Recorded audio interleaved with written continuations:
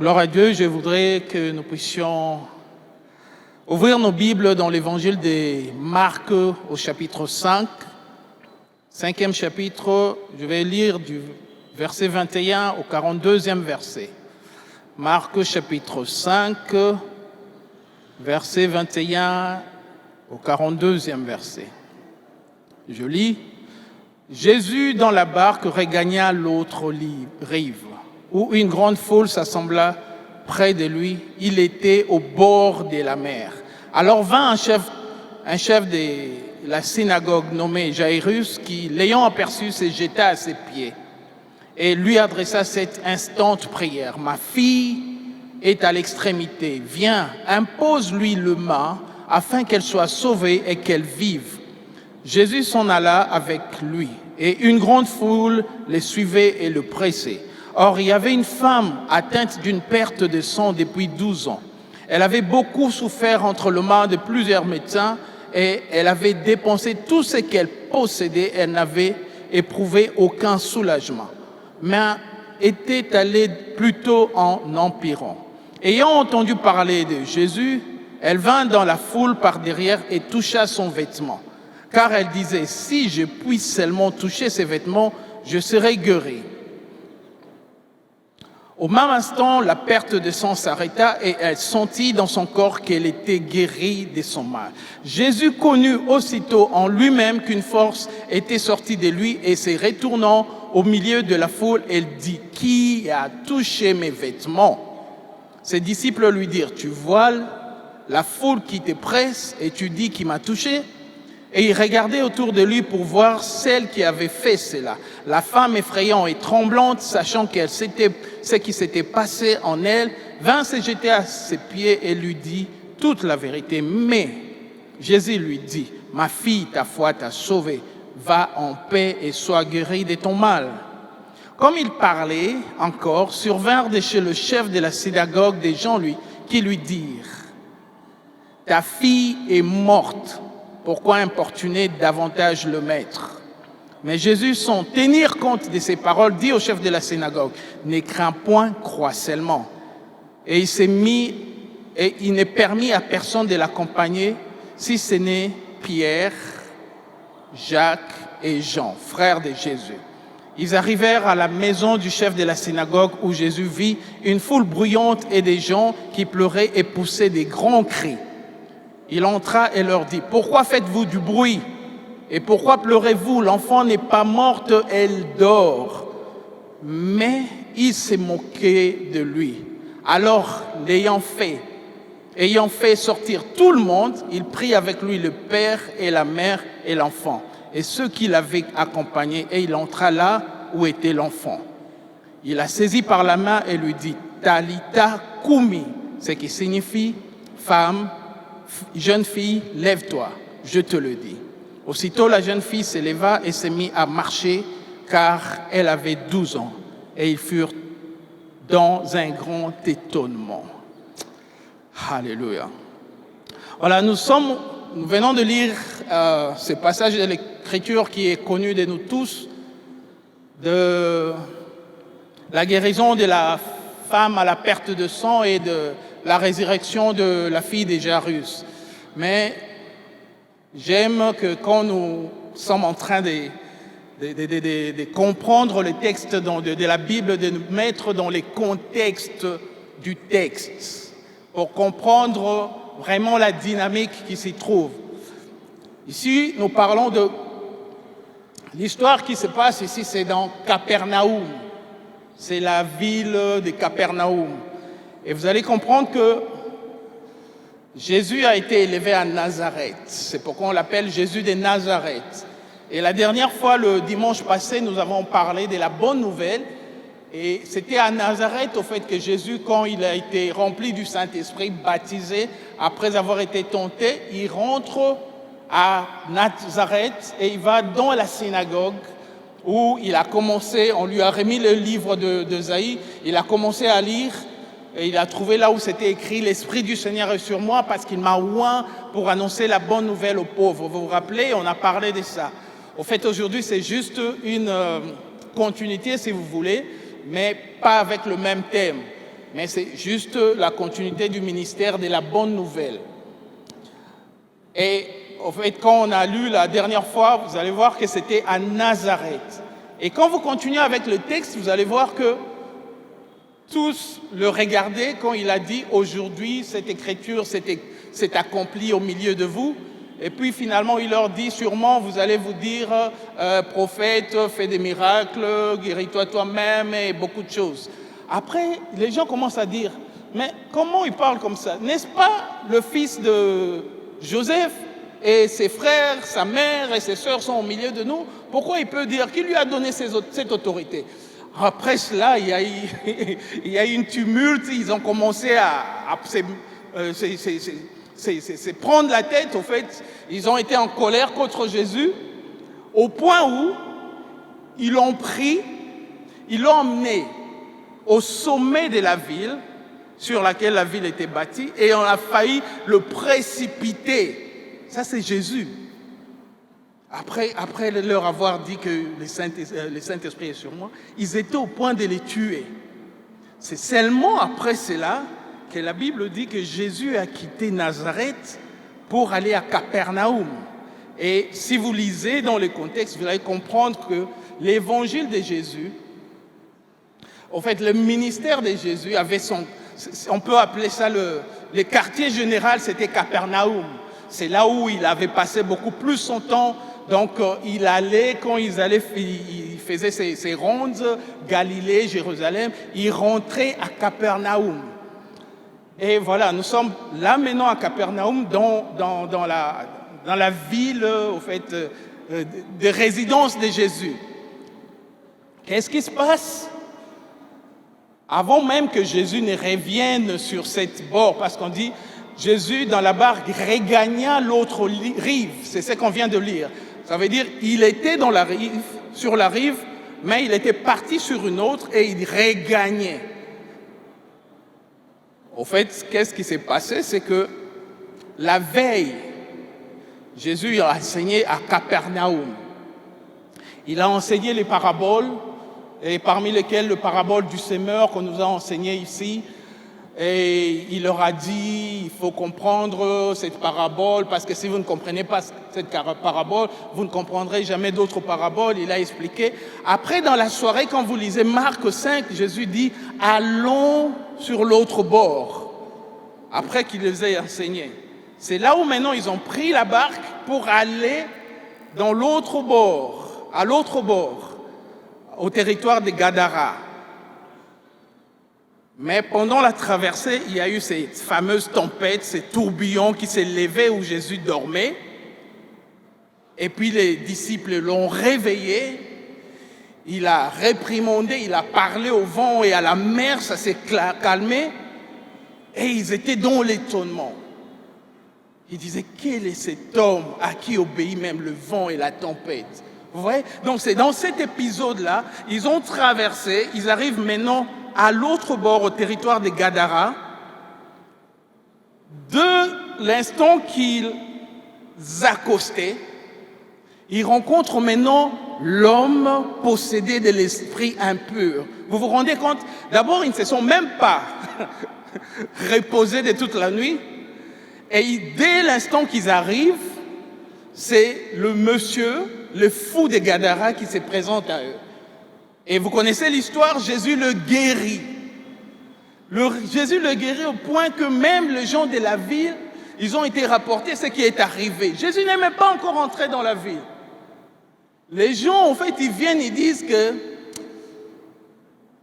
excusez-nous, sors de notre ville. Est-ce que vous comprenez un peu? C'est ça le contexte, la vie de Jésus. Dans le temps même de pouvoir entrer dans la ville, on les chasse de la ville.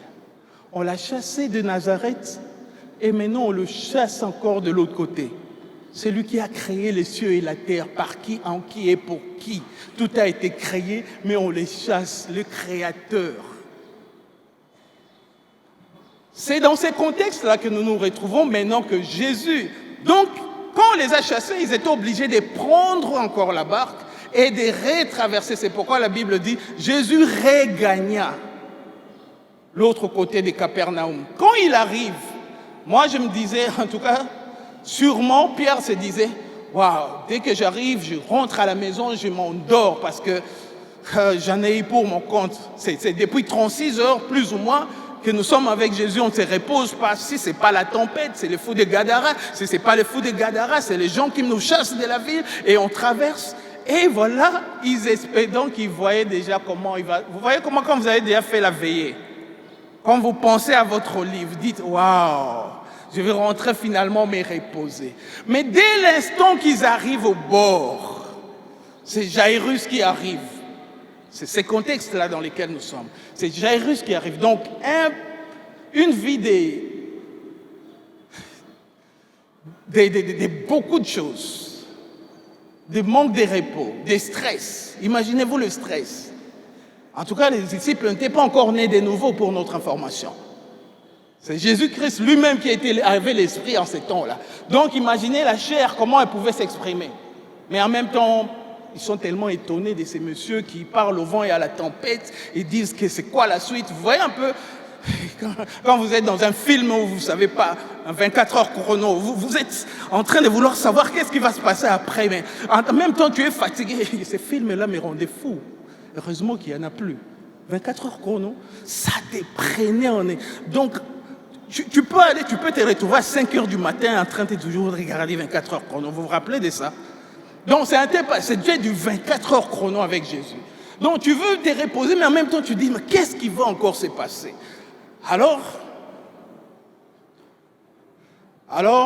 qu'est-ce qu'on m'a dit? Non, mais pas trop le micro. Ok, d'accord. Alors, Jésus arrive avec ses disciples de l'autre côté de la rive. Donc, ils regagnent Capernaum. Quand ils arrivent à Capernaum, c'est Jairus maintenant qui sort de la barque. Et il sort, il tombe, il s'agenouille devant Jésus, il dit, ma fille est au point de la mort, elle est en train de mourir. Peux-tu venir me secourir? Pose tes mains sur elle. Quand tu vas poser tes mains sur elle, elle va revenir à la vie. Et Jésus, la Bible dit, le suivit. Jésus est en train de le suivre. Est-ce que vous comprenez la vie de Jésus? Moi, si j'étais Jésus, je me serais dit, quand vous comprenez, vous lisez, premier chapitre, c'est Jairus, le chef de la synagogue. Ça veut dire que quand Jésus a fait un miracle, il a guéri un homme à l'esprit impur. C'était à Capernaum, dans la synagogue. Il a guéri l'homme. Et ça ne pouvait pas échapper à Jairus, c'était lui qui était là. Vous vous rappelez encore de l'homme à la main sèche, où il a appelé devant lui, et c'était le jour de sabbat, il leur pose la question, est-il permis de faire du bien ou du mal le jour du sabbat? Et personne n'a répondu. Et Jésus était tellement frustré du fait qu'ils n'avaient pas de compassion. Et je pense que Jairus était là, les scribes étaient là. Et il commençait même à parler de Jésus comme étant habité d'un esprit mauvais. Donc il dit, c'est par le Belzébul qui chasse les démons. Donc Jairus n'était pas étranger de la vie de Jésus. Il connaissait Jésus.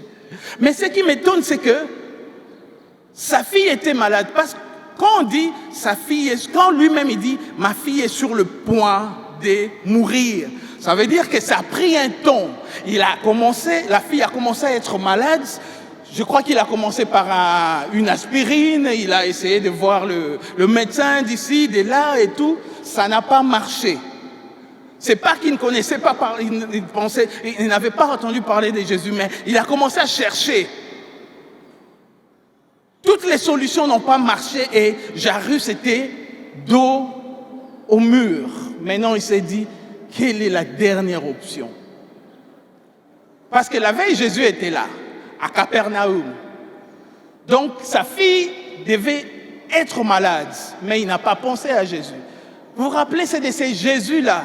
C'est toujours dans Marc, avant cet épisode, où les gens étaient venus. Dans Marc 2, la Bible dit que quand Jésus est rentré dans la maison, il y avait une foule qui était tellement nombreuse qu'on ne pouvait même pas y entrer. Il y a 2 hommes qui sont venus avec leurs amis, les 4 amis du paralytique. Ils ont même ouvert les toits, ils ont fait descendre. Jésus a guéri ces paralytiques-là. Et Capernaum, ce n'était pas une grande ville, c'était juste une bourgade. Il devait être au courant de cette chose-là, de ce qui se passait. Mais Jairus, il a pensé peut-être qu'il pouvait guérir sa fille autrement. C'est seulement quand elle est arrivée contre le mur, donc il n'avait plus d'option, qu'il s'est dit, je vais voir Jésus. Moi, si j'étais Jésus, imaginez un peu. Quelqu'un qui vous a traité, bon, du moins, peut-être lui, il n'a pas traité Jésus, peut-être il n'a pas critiqué, mais il était témoin de ce qu'il disait de Jésus qu'il il est animé de Belzébul. Jésus, si moi j'étais Jésus, si tu te serais dit, ah, finalement, tu as compris que c'est moi qui ai la réponse à tes questions. Tu te serais dit, mais ça t'a pris tout ce temps. Je crois que je me serais dit, vous voyez, vous tous là, qui ne voulez pas croire, Jairus, le chef de la synagogue, c'est pas n'importe qui. Mais Jésus ne dit pas ça. La Bible a dit Jésus suivit Jairus. C'est cela le contexte de ces textes. Jésus suivit Jairus. Alors qu'est-ce que je veux dire? Qu'est-ce que je vais partager avec nous aujourd'hui? 3 choses à savoir sur Dieu. Avant que nous puissions continuer, je voudrais partager 3 choses à savoir sur Dieu. Premièrement, Dieu ne rejette jamais ceux qui viennent à lui. Amen. Dieu ne rejette jamais ceux qui viennent à lui. Même quand tu penses être arrivé en retard, comme Jairus qui connaissait déjà, et même la femme à la perte de sang, sûrement elle était aussi à Capernaum, mais elle au moins elle a une excuse parce que sa maladie a commencé il y a 12 ans. Plus ou moins, là, Jésus est peut-être à l'an 1 de son ministère.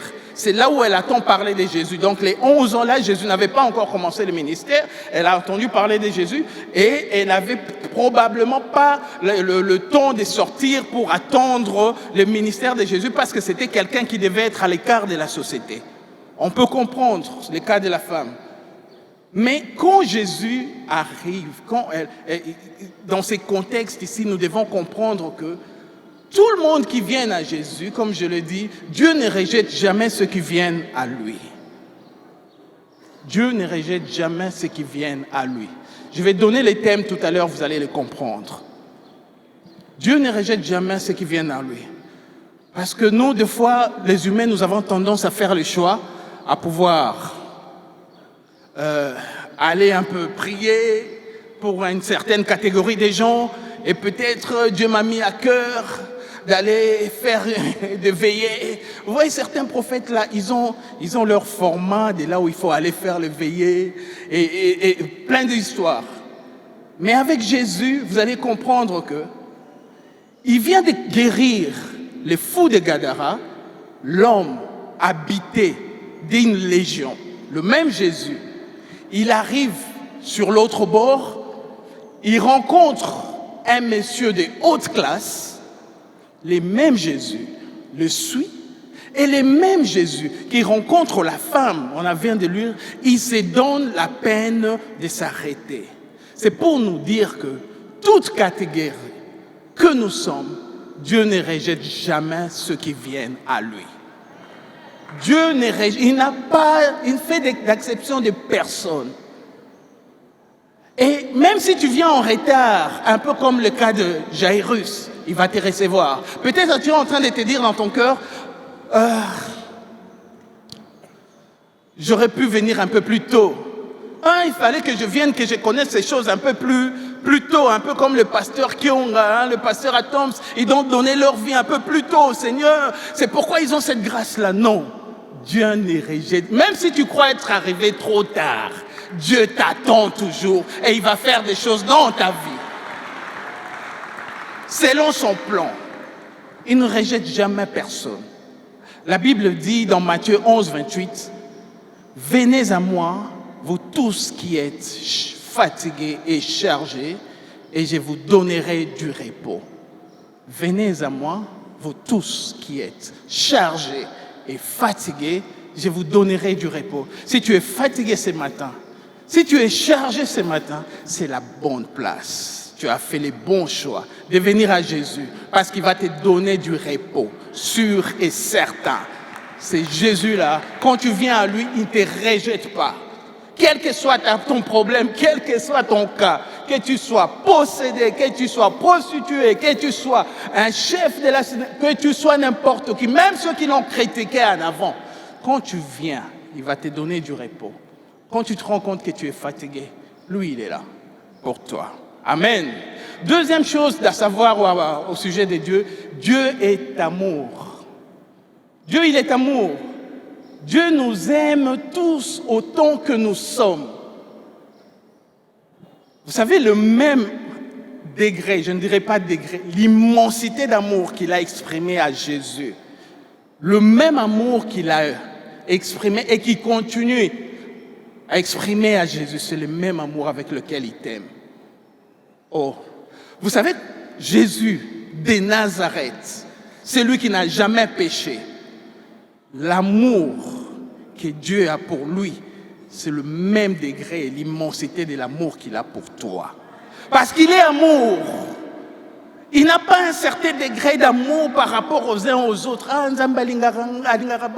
Non, Dieu nous aime tous autant que nous sommes avec le même amour. Parce que Dieu est amour. Amen. Troisième chose que nous devons savoir, c'est que Dieu nous veut du bien. Dieu nous veut du bien.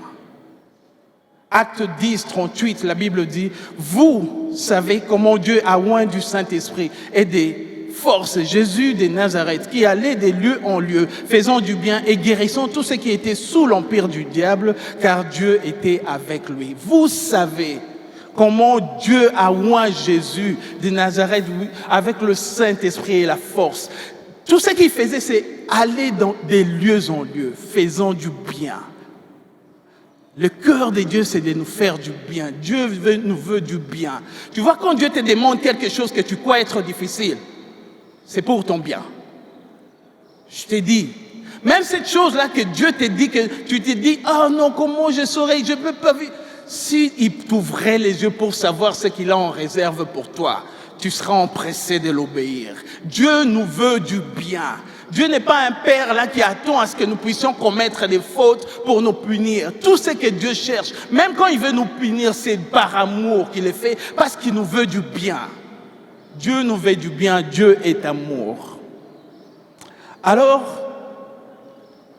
le thème de ce matin, c'est « Ne crains pas, crois seulement ». Ne crains pas, crois seulement. Et nous allons les découvrir pourquoi ce thème. Mais comme nous revenons à notre ami Jairus, c'est de Jairus que nous allons parler aujourd'hui, quoique nous allons parler de la femme à la perte de sang. Je voulais partager quelques leçons apprises sur l'exaucement de Jairus, parce qu'à la fin, sa fille a été ressuscitée.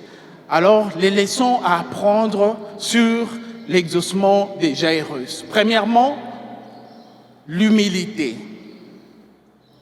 Amen. Jairus était suffisamment humble pour venir à Jésus. Vous savez, à cette époque-là, prosterner devant quelqu'un, s'agenouiller devant quelqu'un, c'est au fait l'adorer. C'est un signe d'adoration. Et pour un homme de son rang, un chef de la synagogue, c'est une autorité.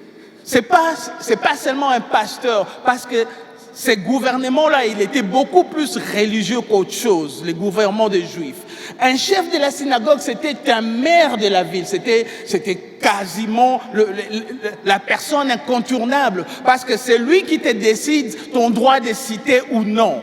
Un peu pour dire, c'est lui qui te donne le visa de pouvoir vivre ensemble avec les autres. Parce qu'il suffit que tu fasses ça pour qu'ils te disent, toi tu ne mérites plus, ils t'excommunient ou ils te donnent le droit, ou bien ils te donnent le droit de communier avec les autres. C'est pourquoi les gens avaient tellement peur. Quand même on guérissait certaines personnes, quand on leur posait la question, est-ce que c'est votre fils qui a été guéri? Vous vous rappelez de la guérison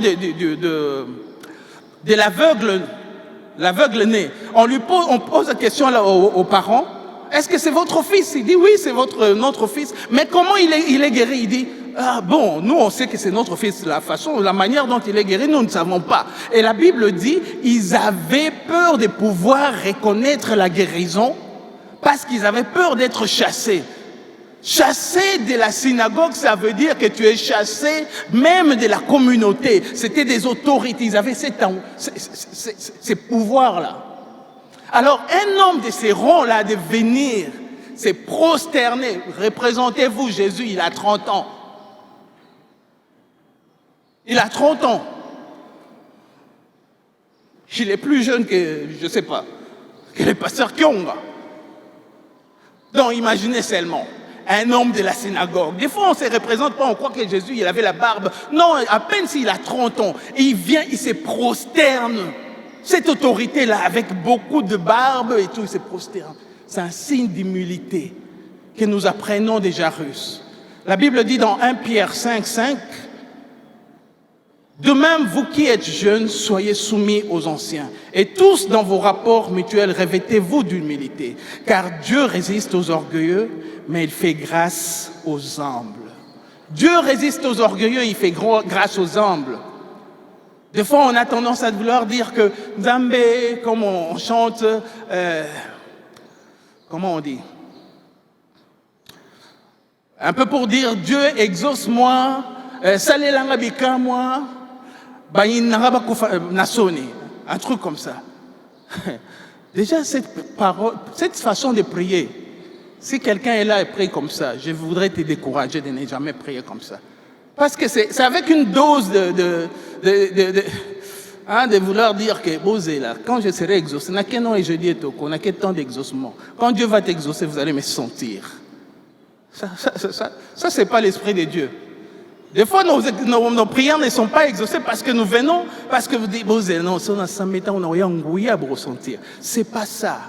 Il faut être suffisamment humble. Je voudrais vous donner une manière de prier qui prend l'exaucement comme ça. Tu dis à Dieu, Dieu, si tu me bénis,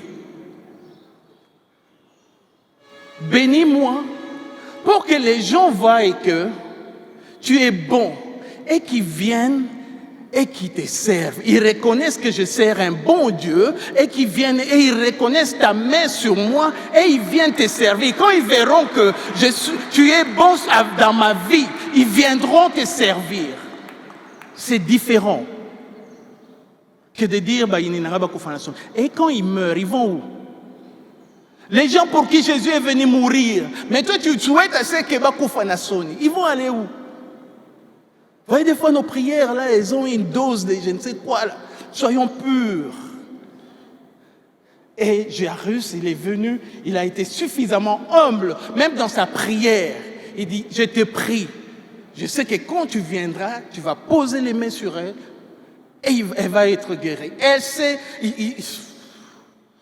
il a oublié tous ses grades. Il a oublié même les critiques. Parce que sûrement, je crois que les pharisiens qui critiquaient Jésus étaient là. Il a pris le risque de s'humilier.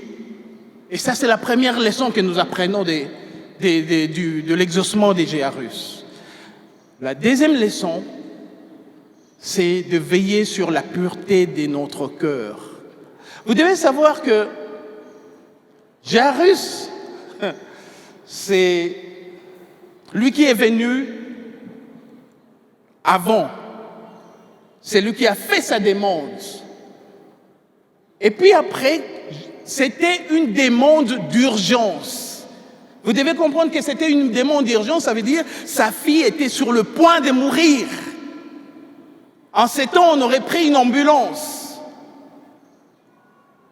De toute autorité qu'il était. Il dit, sa fille est sur le point de mourir. Et Jésus n'a pas hésité, il a commencé à aller cap vers la maison de Jairus. Il arrive en route. La dame, avec la perte de sang, se présente. Je me suis toujours posé la question. On a donné des noms aux gens. On a donné le nom de Jairus. On a donné le nom de Marie de Magdala, de laquelle est sorti même cette démon. Mais la femme dont on parle, pour qui on a... Grâce à qui on a tellement prêché les gens, les évangélistes tous, Ils n'ont jamais eu le temps de chercher son nom. Ils n'ont jamais eu le temps. Qu'est-ce qui s'est passé?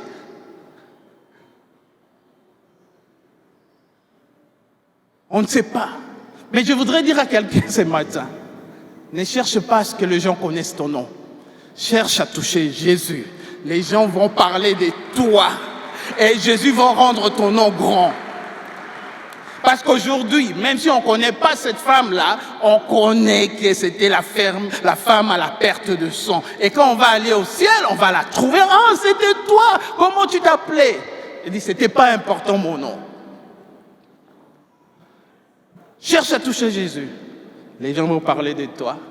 Et ton nom sera grand au milieu de gens. Amen. Alors cette femme arrive, elle touche Jésus. Et vous connaissez comment la réaction de Jésus? Il dit, qui m'a touché? Sûrement, ça devait être Pierre. Bon, peut-être pas. Mais sûrement. Il dit, mais tu vois que tout le monde te presse de tous côtés et tu poses la question qui m'a touché. Jésus continue à regarder, il a ignoré, il a regardé et la femme s'est rendue compte que, hey, on m'a déniché. Et la femme commence à raconter sa vie maintenant. Vous ne comprenez pas ce qui se passe avec Jairus, parce qu'on parle de Jairus qui est venu en premier. La femme commence à raconter sa vie. Comment on a su qu'elle a passé 12 ans? Ça veut dire qu'elle a commencé, Jésus, ne te fâche pas contre moi, il s'est passé que avant j'étais mariée peut-être, ou quelque chose. Vous savez, nous les pasteurs, hein, on peut des fois s'identifier à Jésus. Tu es en train de sortir parce que tu veux rentrer à la maison. Quelqu'un te happe carrément et te dit, ah pasteur, je t'ai cherché. Ah, comment ça moi je rentre? Tu m'as cherché où? Alors finalement la personne te prend, bon, nous sommes des batouatelia-pâté, non? Tu prends la personne et si c'est une sœur, tu es mal barré. Elle commence à te dire, pasteur, on est en 2022, hein? Elle commence à te dire, pasteur, vous savez, qu'en 2007, j'avais fait un rêve, et puis dans ces rêves-là, il y avait ceci. On est en 2007, donc on doit prendre 15 ans des comptes rendus pour savoir, pour arriver. Et puis, je ne sais pas si ça vous arrive, Papa Parigo, moi ça m'arrive. Et puis ça s'enchaîne. Hein. Et puis après, en 2008, quand on était parti à Bukavu, il y a eu ceci. Donc tu te dis que pour toi, comme en 2022, tu regardes l'heure. Tu cherches comment esquiver maintenant pour donner rendez-vous. Bon, bref, c'était un peu l'histoire avec la dame. Comment on a su qu'elle avait dépensé tout son argent? J'avais mes économies, Jésus, quand j'ai fini avec mes économies, et finalement, on m'a dit d'aller dans Diamant, je suis allé là-bas. Diamant, à Capernaum. Et puis après, je suis allé à Mutombo Dikembe, et puis après, on m'a envoyé dans l'hôpital général. Là, j'en ai eu pour mon compte, et puis les spécialistes là m'ont dit, et puis, Jairus est en train d'écouter. Moi, je suis en urgence ici. Moi, je suis en urgence. Comment elle raconte sa vie? Comment elle peut raconter sa vie comme moi, je suis en urgence?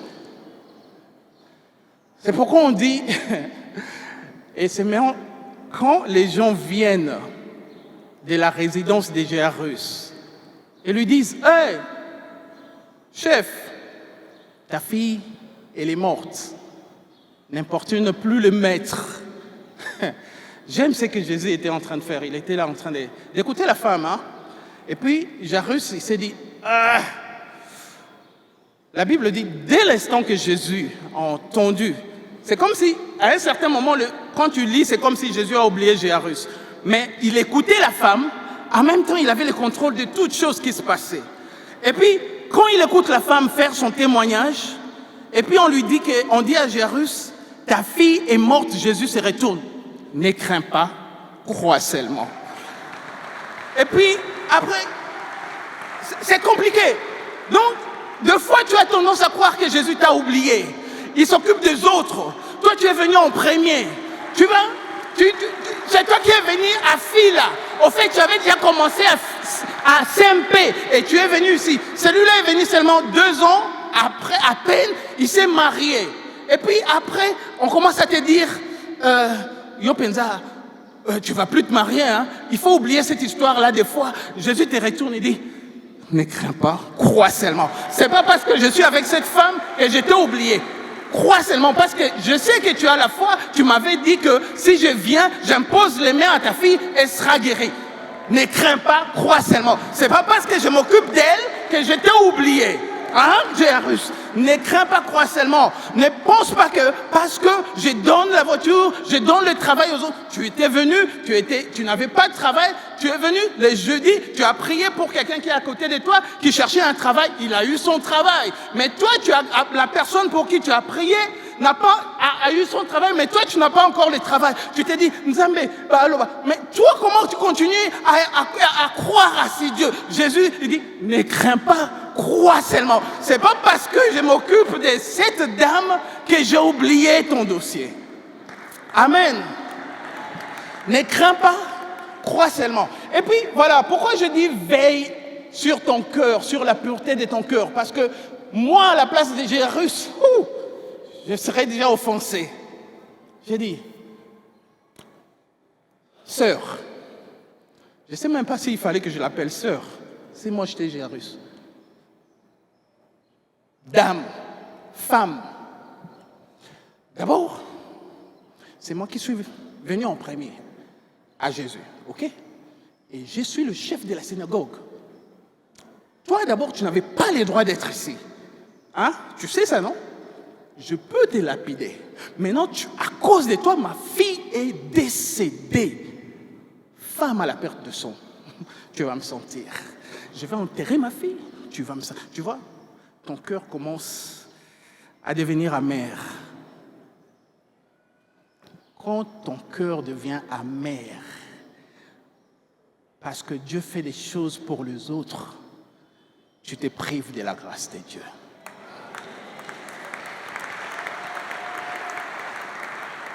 La Bible dit quoi?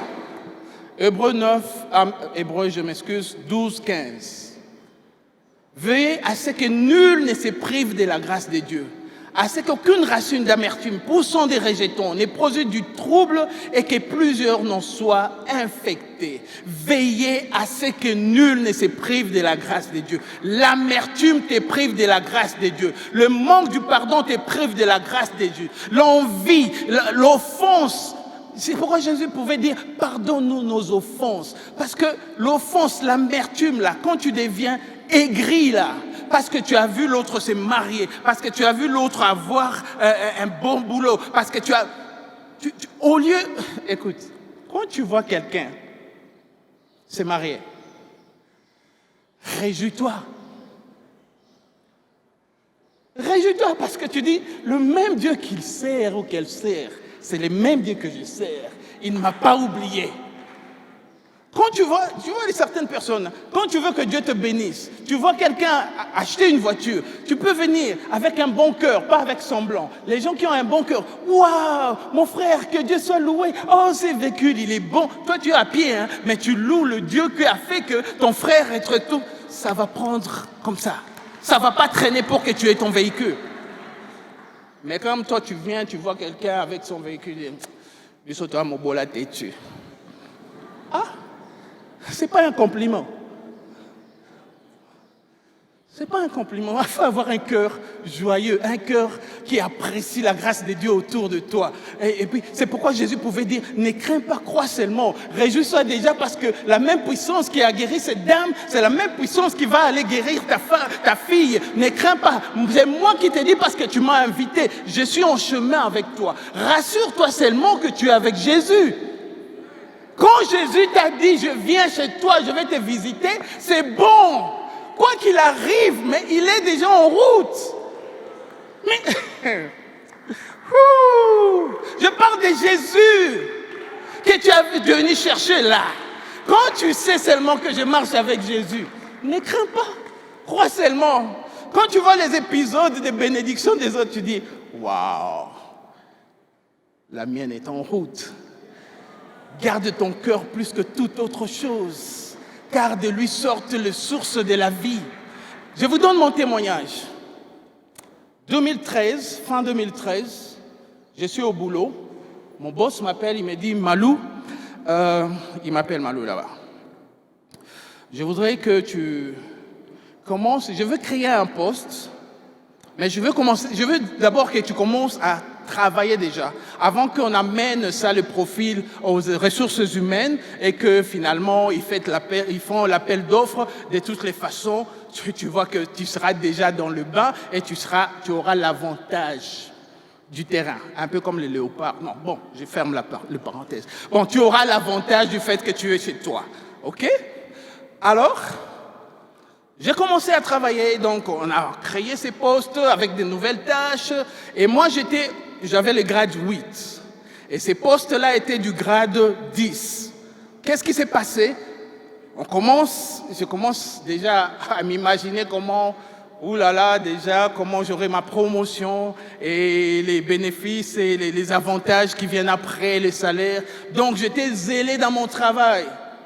J'ai travaillé, mais on ne me payait pas en attendant qu'on puisse faire l'appel d'offres. Et formellement, de toutes les façons, j'avais de l'avantage et je vais prendre ces postes. Bref, il se passe que le poste finalement est publié.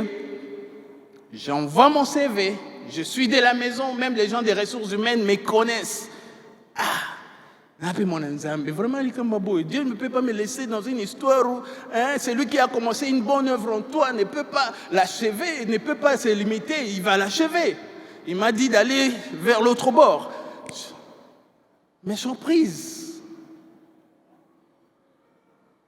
Mon boss m'appelle un jour et dit, mais tu n'avais pas appliqué? Moi, je dis, j'avais appliqué. Mais là, on vient déjà de retenir un candidat, mais on ne t'a pas appelé. Moi, je dis, on ne m'a jamais même appelé aux ressources humaines pour faire un test ou bien une interview, rien du tout. Qu'est-ce qui s'est passé? Je ne sais pas. Et même les collègues qui étaient amis avec moi, ils disent, mais qu'est-ce qui s'est passé? Moi, je dis, je ne sais pas. Mais pire, c'est que ce monsieur-là est venu d'ailleurs.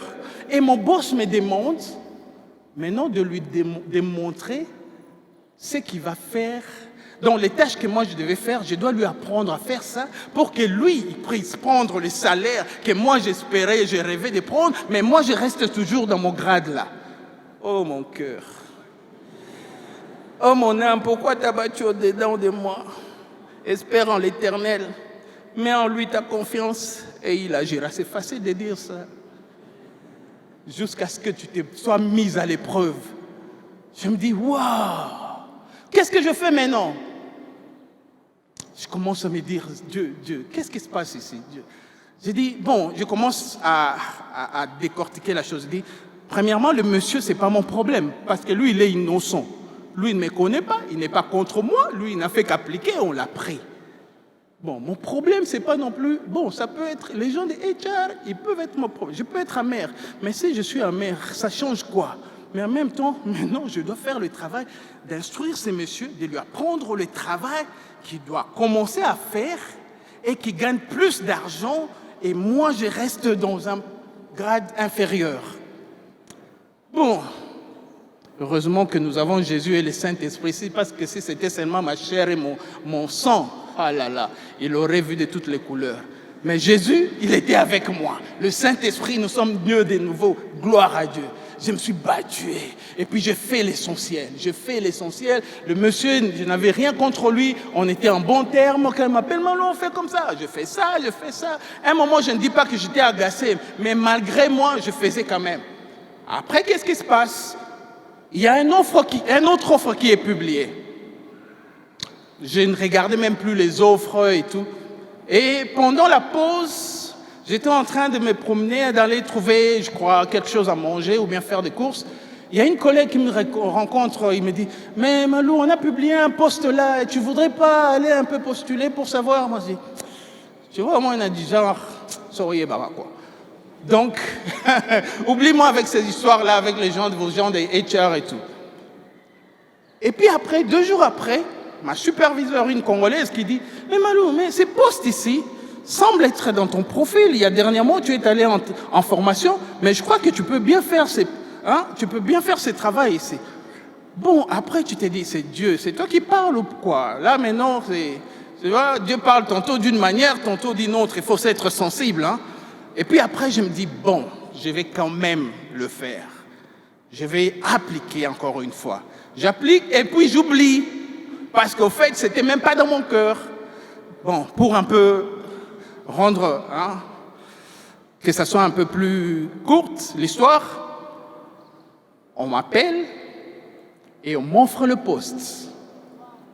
Et qu'est-ce qu'il y a dans le poste? Le poste n'est pas grade 9. Le poste n'est pas grade 10 pour lequel je me serais battu. Le poste est grade 11. Amen.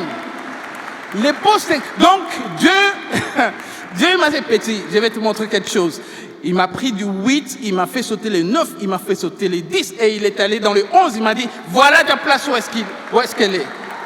Ça, c'est ce que Dieu peut faire quand tu gardes ton cœur pur. Quand tu vois la bénédiction des gens, tu ne jalouses pas. Tu dis, je vais m'efforcer de garder mon cœur pur parce que de mon cœur, c'est là où Dieu est. Il va sortir les sources de la vie. Venez à moi, vous tous qui avez soif, et venez boire. Et de votre sein couleront les fleuves d'eau vive. C'est de vous, c'est dans vous. Ta bénédiction est dans toi. Mais quand tu es amer, écoute ce qui se passe. Quand tu es amer, l'amertume, c'est comme boire un poison et s'attendre à ce que l'autre personne meure. L'amertume, c'est comme ça. On mêle poison. L'amertume, déjà, yoka comme amer. Ça te tue même. Ça, c'est moi qui ai fabriqué, ce n'est pas dans l'étymologie. Quand tu ne sais pas pardonner, tu es amer. Ça s'applique aussi à ça. Quand tu ne veux pas oublier ceux qui t'ont offensé, tu te prives de la gloire de Dieu. Tu te prives de la grâce de Dieu. Oui, ils t'ont fait du tort. Oui, tu as subi l'injustice. Mais pardonne. Dieu est là. Dieu est là. Dieu, il va te surprendre pourvu que tu gardes un cœur pur. Amen. On va aller vite. La troisième des choses, il faut savoir refuser la peur. La peur. Parce que Jésus a dit, ne crains point, ne crains pas, crois seulement. Parce que la peur, c'est un ennemi. Un ennemi qui nous détruit. La peur nous garde dans la servitude. Quand tu as peur, c'est pourquoi la Bible dit, pour le lecteur de la Bible, il dit par 365 fois, la Bible nous dit, n'aie pas peur, ne crains rien. Je suis avec toi. Ne promène pas des regards inquiets. Je suis ton Dieu. À chaque fois que Jésus venait, il dit, n'ayez pas peur, c'est moi. Pendant que toi, tu crois que c'est un fantôme, Dieu te dit, n'aie pas peur, sois apaisé, que votre cœur ne se trouble point. Il faut refuser la peur. Dieu ne nous a pas donné un esprit de peur, de timidité. Il faut refuser la peur. Quand la peur frappe à ta porte, envoyez la foi pour lui répondre. Quand la peur frappe à ta porte, envoie la foi pour lui répondre. Quand la peur de la maladie frappe à ta porte, envoie par les maîtrissures de Jésus, je suis guéri.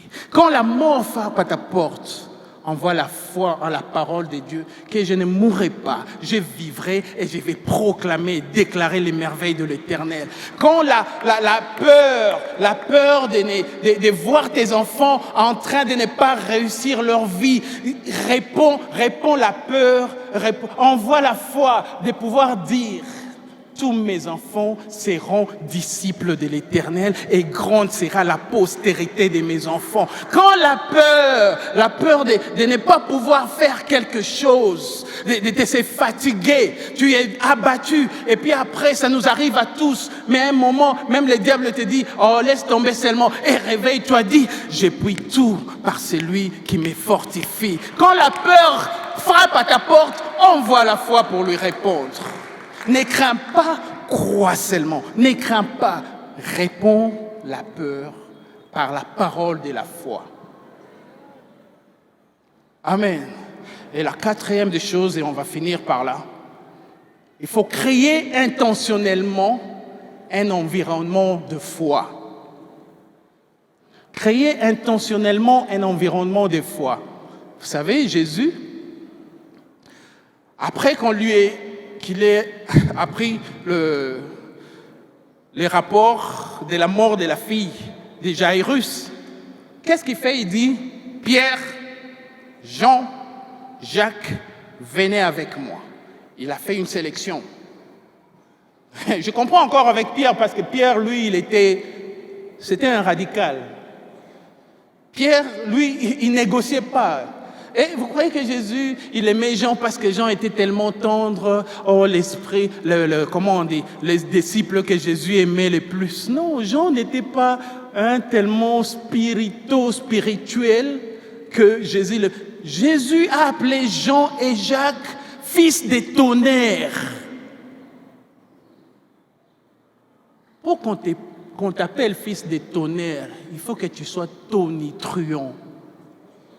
Jean n'était pas quelqu'un de... Jean, un jour, avec Jacques, ils ont appelé leur maman. Ils ont dit, maman, viens. On a un deal. Mais comme Jésus, on a vu comment il écoute un peu les femmes. Lui, il avait déjà commencé l'émancipation avant. Mais c'est toi qui vas intercéder pour nous.